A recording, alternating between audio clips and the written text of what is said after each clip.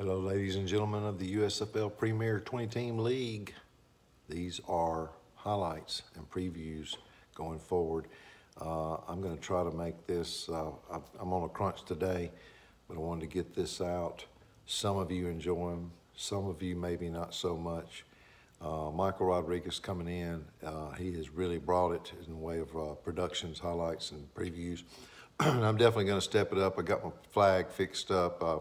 We're probably going to get a computer at Christmas, and I'm going to move my things back into a studio room and come up with some good props. I encourage anyone to step up and give it a try. It's all in fun. Here we go. Last week, playoffs round one began.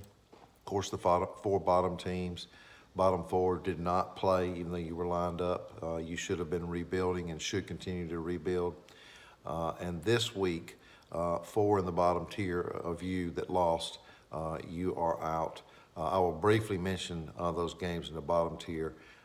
Not that they are not important, but four out, four in. And we want to talk more about the four are in that are going to be playing to try to get that top eight board. So first off, the Memphis Showboats and the Pittsburgh Maulers. You know, John Pahala all year, of course, I've watched and I thought, you know, gosh, he's going to probably sneak up and win it all. And I don't know why he didn't or why he couldn't take down the Memphis Showboats. Ryan Tannehill was not that hot for the Showboats this week. Gus Edwards had a so-so game. But somehow James Hayes found a way to win 27-22 in this game. The Boats were ahead the whole game. I broke it down into some quarters. It was 10-6 at half, advantage Boats, and at the end of the game, Maulers did try to come back a little bit on Monday Night Football, but went down 27-22. John Pahala will be lined up this coming week trying to play for a 5th and 6th position spot, not lose. If he loses, he'll have to defend his top eight board status. So, and James Hayes, Memphis Showboats, moves on. It's the furthest James has gotten in the playoffs with us. I'm proud of him sitting up here in the league office and watching the excitement here in Memphis. Moving on to the next game, the Bulls and the Wranglers. Bulls, Mr. Will Fong, the horns were not working this past week. The Wranglers got out without getting the horn and took down Phil's Bulls 28.8 to 24.2. We're calling that 29-24 in that game. Nothing really exciting other than Kirk Cousins was a disappointment for the Bulls.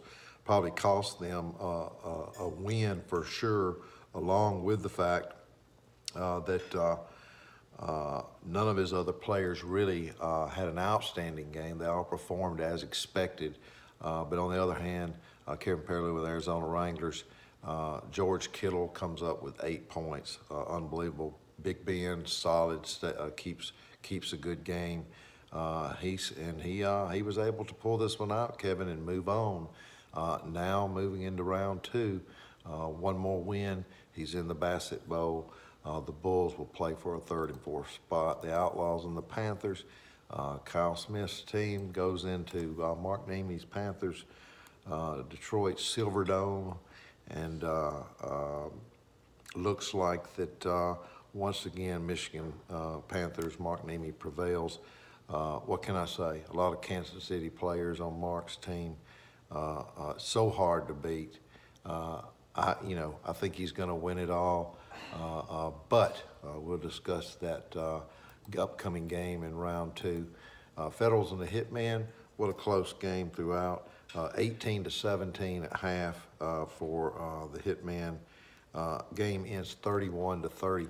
And actually, I just put that on the Facebook Fantasy fan page for some excitement.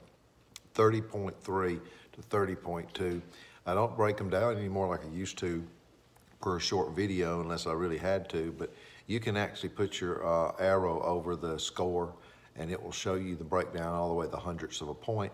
And yes, 5 1/100ths of a point, half of a tenth, The New York City Hitmen edged out Tina's Federals. She went to bed early that night simply because she knew that her fate was not good, and she would just wake up next morning and find out what would happen.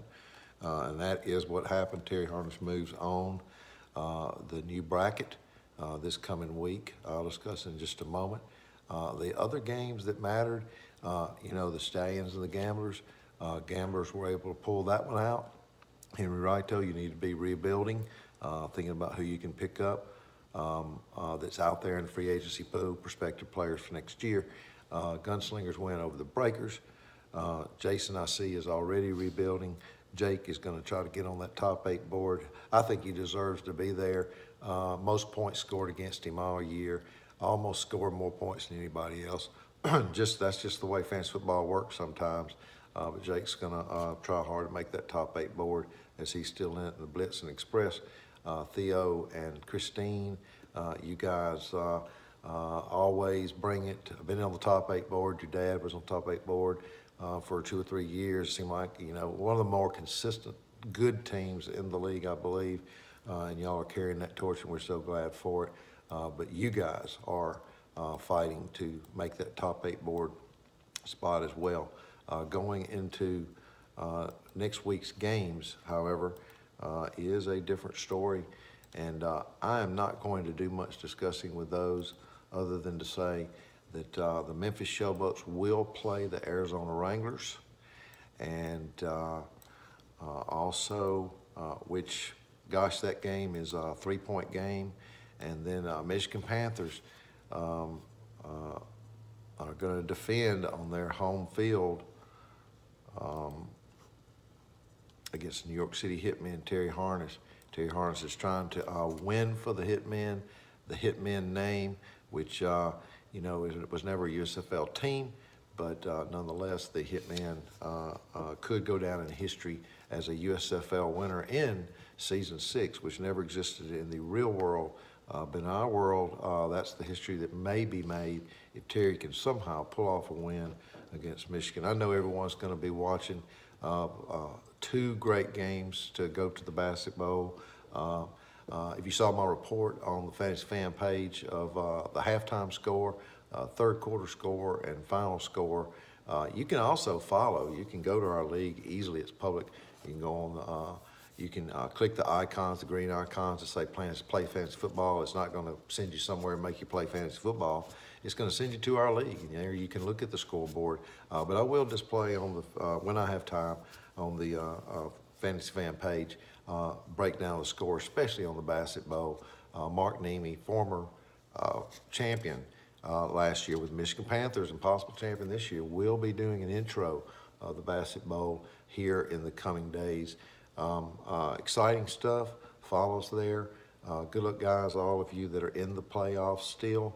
Remember, you guys in that lower tier that won in round 1, you are absolutely still in. If you lost, you're not. You need to be rebuilding. Everyone, have a great week.